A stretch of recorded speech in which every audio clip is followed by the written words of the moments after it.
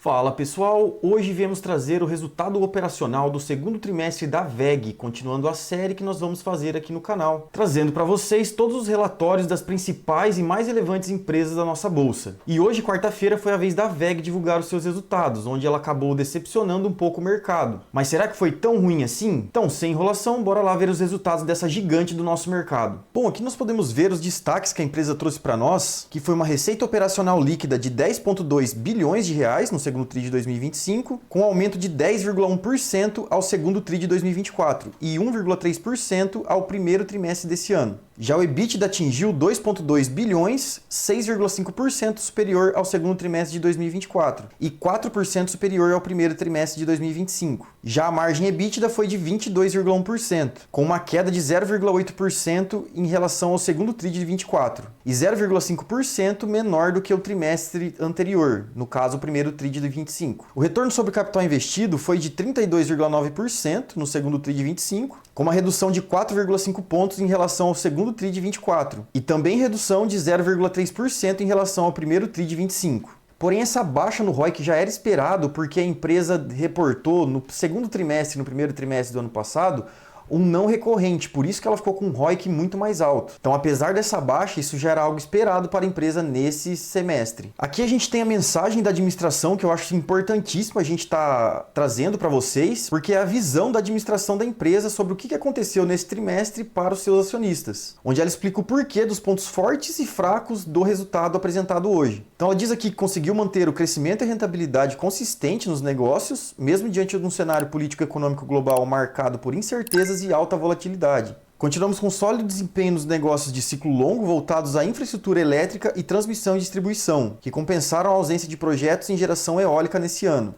Além disso, seguimos buscando oportunidades tanto nos negócios tradicionais quanto em novas frentes, ampliando nossa presença no mercado internacional. No Brasil, o crescimento de receita foi baixo em virtude da redução importante na receita no negócio de geração eólica, associado ao cenário de investimento industrial mais lento, com menor demanda por projetos de ciclo longo e redução do crescimento de alguns produtos de ciclo curto, como motores comerciais e appliance, redutores e produtos seriados de automação. Destacamos positivamente o volume de negócios de geração solar e a continuidade de entrega dos projetos T&D. E isso se dá muito pelo momento que a gente está passando internamente no Brasil, né? Com esse cenário de juros altos, vários projetos novos, principalmente nesse setor de geração e transmissão, eles acabam ficando em stand-by, porque as empresas precisam se financiar para isso, né, via dívida, e com a dívida muito alta acaba arrefecendo esse tipo de estratégia. Já no mercado externo, a atividade industrial apresentou evolução nas vendas de equipamentos de ciclo curto nas principais gerações de atuação, além do bom desempenho de motores comerciais e appliance. O negócio de GTD, geração, transmissão e distribuição, apresentaram outro trimestre de crescimento,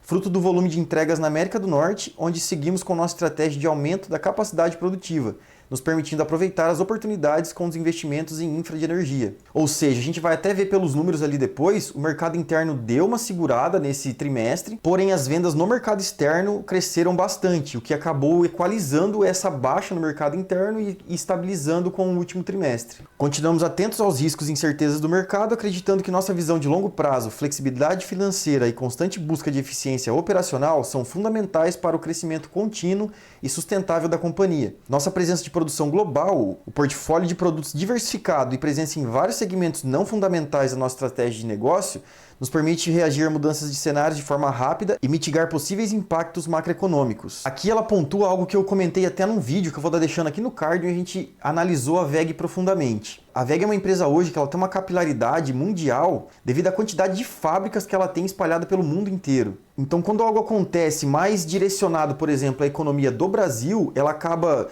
voltando seus negócios para uma produção e vendas mais focada para o mercado externo, fazendo com que ela consiga extrair o melhor naquele momento com os ativos que ela tem. Então, se o mercado não está tão bom aqui no Brasil, ela foca no mercado externo, vende mais lá para que ela consiga equalizar e não ter uma baixa de receitas e, consequentemente, os lucros. Então, aqui olhando os números da WEG nesse trimestre, o ROIC que a gente viu foi de 32,9%, contra 33,2% no primeiro TRI de 25, com uma queda de 0,3 pontos percentuais. Já em relação ao segundo trimestre de 2024, ela teve uma queda de 4,5 pontos percentuais. E assim se refletiu na comparação semestre contra semestre, né? Onde nesse primeiro semestre ela faturou 32,9% de ROIC contra 37,4%. A receita líquida nesse segundo TRI de 25 foi de 10,2 bilhões contra 10,0 bi no primeiro TRI de 25, uma alta então de 1,3%.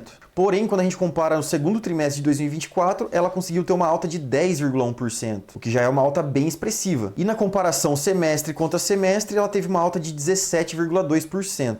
Aqui a gente consegue ver essa diferença do mercado interno e externo, né? Onde no mercado interno, nesse trimestre, ela faturou 4,1 bi contra 4,4 bi no primeiro TRI de 25, uma queda de praticamente 6%. Já no mercado externo, ela teve 6,0 bi no segundo TRI de 25 contra 5,6, um aumento de 7%. E na comparação com o segundo trimestre do ano passado, o mercado interno teve uma variação de apenas 1%, ou seja, uma estabilidade, e o mercado externo teve uma variação de mais 17% de crescimento, o que também é bem expressivo. Já na comparação semestral, o mercado interno subiu 7,3%, e o mercado externo subiu 25,8% de crescimento. E o mais importante, que é o lucro líquido, a empresa teve 1,59 bilhões no segundo TRI de 25 de lucro líquido contra 1,54 no primeiro TRI de 25, uma alta de 3% trimestre contra trimestre. Já contra o segundo trimestre de 2024, onde ela reportou 1,4 bilhões de lucro, a gente teve uma alta de 10,4%. E na comparação semestral, de 3,1 para 2,7, então 13,3% de alta no semestre. A margem líquida se manteve estável praticamente, né?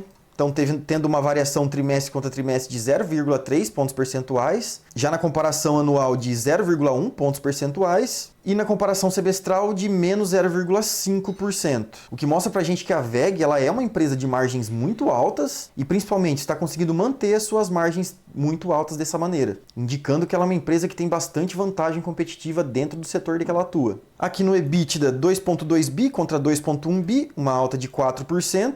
Já na comparação anual, 6,5% de alta. E na comparação semestral, praticamente 14% de alta em relação ao primeiro semestre do ano passado. Margem EBITDA também com uma variação bem pequena, 0,5%, menos 0,8% e menos 0,6%, praticamente irrelevante. E o lucro por ação subiu 3% na comparação trimestral, 10% na comparação anual e 13,3% na comparação semestral. Aqui na composição da receita da empresa em relação ao mercado interno e o mercado externo, a gente consegue enxergar visualmente a baixa que ela teve no mercado interno, né? Passando de 44% no último trimestre para 40,9%, com uma alta do mercado externo de 59%, onde era 56%. E a receita, no final das contas, praticamente manteve estável, né? Com uma alta bem pequena. Porém, uma alta. Aqui dentro do mercado externo, a gente consegue identificar quais foram as regiões que ela conseguiu aumentar mais o seu faturamento. Então, na América do Norte, foram 511 milhões contra 494 milhões no último trimestre. Na América do Sul e Central, 89 milhões contra 79 milhões. Isso, claro, de dólares. Na Europa, uma alta menor, de 253 contra 235 milhões. Na África, já uma alta bem grande, onde esse trimestre ela apresentou 71 milhões contra 49 milhões no trimestre passado. E na Ásia Pacífico também uma alta bem razoável, de 139 milhões, onde ela tinha apresentado 112 milhões. Aqui analisando desempenho por área de negócio, a gente enxerga que nos equipamentos eletrônicos industriais, o mercado interno teve uma alta de 5% e no mercado externo 13%, isso trimestre contra trimestre, e na comparação anual com o segundo trimestre do ano passado, 2,8% de alta no mercado interno e 16,7% de alta no mercado externo. E esse foi um dos principais fatores que fez ela conseguir segurar a sua receita líquida lá em cima. Já que na área de geração, transmissão e distribuição, ela teve uma queda em praticamente todos os mercados, né? No mercado interno, comparação trimestral, uma queda de 13% e uma queda de menos 1,6% no mercado externo. Já na comparação anual, ela teve uma queda de 1,6% no mercado interno e uma alta de 16,1% no mercado externo, que também foi um resultado importante para ela e ajudou a segurar a receita praticamente equalizada com o primeiro TRI desse ano. Já no segmento de motores comerciais e appliance, na comparação trimestral, ela teve uma queda de 6,5% no mercado interno e uma alta de 4,7% no mercado externo. Na comparação anual, uma alta de 1,3% no mercado interno e também alta de 29,5% no mercado externo, que foi a maior alta apresentada nesse trimestre dentro dos segmentos dela, esses 29,5%, porém, como representam uma participação menor dentro do faturamento da empresa, acaba sendo menos significativo do que a alta nos outros dois setores, né, de motores industriais e GTD. E aqui em tintas em vernizes, que é a menor representação dos setores dentro da empresa, com apenas 3,9%, ela teve uma alta de 2,3% no mercado interno e 15,8% no mercado externo. E na comparação anual, 10,8% de alta no mercado interno e 9% de alta no mercado externo. Aqui a gente consegue ver a questão do custo dos produtos vendidos da empresa, onde ela apresentou nesse segundo trimestre de 25 6,7 bilhões de custo, contra 6,7 bilhões também no primeiro tri de 25, ou seja, praticamente uma estabilidade, porém na comparação anual, uma alta de 10,1%. Onde ela apresentou no ano passado 6,1 bi de custo. Mas se a gente compara a alta do custo dos produtos vendidos com a alta na receita, está exatamente a mesma. Isso é um bom sinal para a empresa, quer dizer que ela está conseguindo aumentar o seu faturamento na mesma proporção que ela aumenta os seus custos. Sendo assim, ela consegue manter as suas margens. É claro que o ideal seria a empresa aumentar a sua receita e o seu lucro e manter os custos fixos, mas isso é muito difícil de acontecer em empresas do ramo industrial. Aqui, analisando a composição dos custos da empresa, a gente vê que ela teve uma diminuição no custo de material, onde ela apresentou nesse semestre 68,6% do total do custo e no segundo trimestre do ano passado representava 70,5%. Então a gente enxerga que ela conseguiu diminuir o custo com materiais, porém ela aumentou o custo com pessoal. E aqui a empresa reforça aquela questão que eu já comentei com vocês a respeito do ROIC, que ela teve essa redução de 4,5 pontos percentuais em relação ao segundo tri de 24, e ela pontua aqui que o principal fator para a redução do ROIC foi o crescimento do capital empregado, principalmente devido aos investimentos em ativos fixos e intangíveis, e ela lembra também que o ROIC do segundo trimestre de 2024 foi positivamente impactado pelo reconhecimento de incentivo fiscal referente a uma aquisição que ela fez da Nova Controlada na Suíça. Ou seja, a comparação com o ROIC do segundo trimestre do ano passado, ela é um pouco errônea, devido a esse não recorrente que ela teve naquele momento.